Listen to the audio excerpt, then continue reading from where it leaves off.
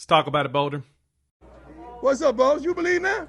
You hold on. Oh no. Do you believe in that? Huh?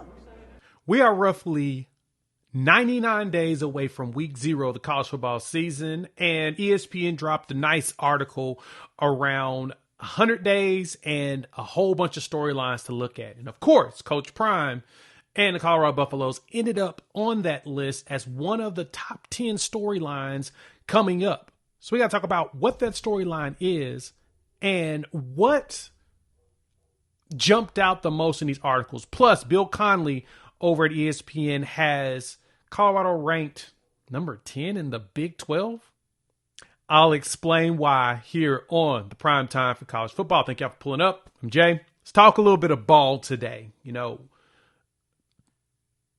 going into this season, this is a pivotal one for Coach Prime and Colorado, mainly because if this team wants to be successful, it's going to have to do something a lot different than what was done before, especially because two critical components are now gone. Shedeur Sanders, Travis Hunter. And when ESPN dropped this article about the top storylines that's going on, which I thought was very intriguing, the one thing they said, this is storyline number 4. Here's a picture of it. Deion without Hunter and Shedeur at Colorado. The question now is, Colorado showed all the skeptics wrong last year. Last season was definitely a success, inheriting a team that was 1-11, completely cleaning house 2 years in a row, going from 4-8 to 9-4. Those two moves right there, massive. And on top of that, Coach Prime has built a star-studded staff with Hall of Famers on the staff to help not only grow the Colorado brand, but also attract the recruits that's needed to be successful long-term. So, what Coach Prime now has to do is show that this is definitely sustainable. The first move that he did to make it sustainable was sign that extension.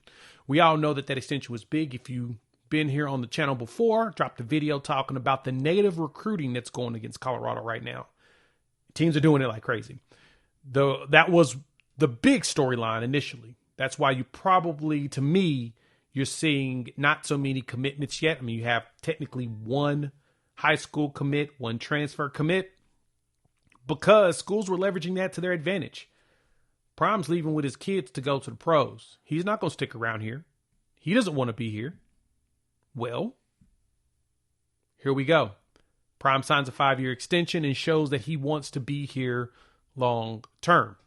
That helps with that. But the fact that he now has lost one of the top quarterbacks in college football last year and one of the top players, two-way players in college football last year, Prime's now got to prove that they can do it again. So that's a huge storyline. I think they can prove it because I like the quarterback room. Bill Connelly over at ESPN writes that the one thing that Colorado definitely did right, the thing he felt like the most right they did, getting Caden Salter and winning Juju Lewis. Probably one of the more promising quarterback rooms in the country. Because Caden Salter has proven. He's played. He was a Tennessee commit, transferred out, went to Liberty, showed up and showed out there. So he has actual collegiate experience. And when his line is solid, he balled out. That's pretty important if you want to be successful long term. Then you bring in the number 12 overall recruit at quarterback who should go out there and help you win a lot of games. So in that storyline, now we're asking the question, can Prime prove all the doubters wrong again? I say he can. I don't see Colorado.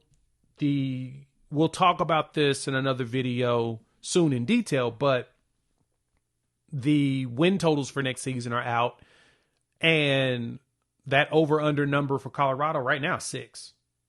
Feels kind of low, right? I mean, last year it was 6. They won 9. Actually, it's 5.5. They won 9. Can they outdo that for a second year? Vegas is rarely wrong consistently. They're rarely wrong because, they're a business. They're here to make money. They don't have a bias. Colorado can outdo that again. Boom. They got this. Let me know what y'all think. Hop in those comments. I want to hear your thoughts on that. But I want to dive more into Bill Connelly's breakdown of what Colorado did right. Let me put this up on the screen so you can see it. And he breaks down some key additions, departures, the top incoming recruits, as well as like moves, what went right, what went wrong, etc. And so we talked about what went right, and well, I guess you say went wrong last year is, for Connelly, it was every critic was saying that Prime was gone after year 2. They're saying he didn't want to be here. He's taking his kid up the charts and he's going to follow him to the league. Well, prove that wrong by signing that extension. It shuts a lot of people down. Now, the Buffs did lose a lot of starters. 8 last year earned a start into the portal. That's kind of tough to take back, but if you got the right coaching staff in place and the right players in place behind that, you can overcome it. The Robert Livingston maintenance of keeping him a coach, then adding in Marshall Faulk to, supercharge that running back room. Because we'll be keeping a buck here. Running back room struggled first 2 years. Now we can see that being improved because you brought in Marshall Faulk. He's going to be able to help with recruiting more than anything and development. And this is what we are hoping to see going forward. And so bringing in Faulk, having Warren Sapp coaching on defensive line as well, big play in the recruiting space and the coaching space. These players are taking on the personality of this staff and this team, which is run through an MF's face. Period. That's what it is. Brute force wins your games.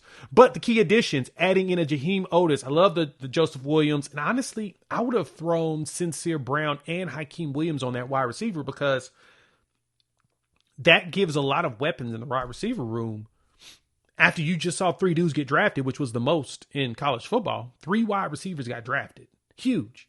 And you bring in some more dudes, now they have the opportunity to replicate that. Jimmy Horn has been getting praised in minicamp about his route running because why? You can tell that they didn't play there at Colorado when it comes to training. They did some big stuff. And then, of course, adding in Juju, London Merritt, as well as Carday Smith on the line. Colorado's done a really good job of adding 4 ESPN top 300 recruits in this class that should help everything around them, especially since Caden Salter has 29 games under his belt. And that gives someone really good for Juju Lewis to compete with and understand the nuances of college football. And so overall, the upside at Colorado is still very, very high. The question is, can they execute on it? We'll find that out in a couple months, but we're 99 days away from week 0. Y'all should be excited. That's just over 3 months. 3 months and roughly a week and a couple days. I'm stoked. I know you are. Let me know what y'all think. Can Colorado prove those naysayers wrong again? I believe they have the ability. Want to hear from you all. We'll talk over-unders for the conference. We'll look at every single team in the Big 12 and make a determination of where Colorado should stand at the end of the season. We'll look at the games, and we'll break down where Colorado should win, where it could be a problem based upon the opponent. We'll get all those details here on Primetime College Football. Thank y'all for pulling up. And, like, subscribe, hit the bell notification so you don't miss any of the videos. And we will chop it up pretty soon.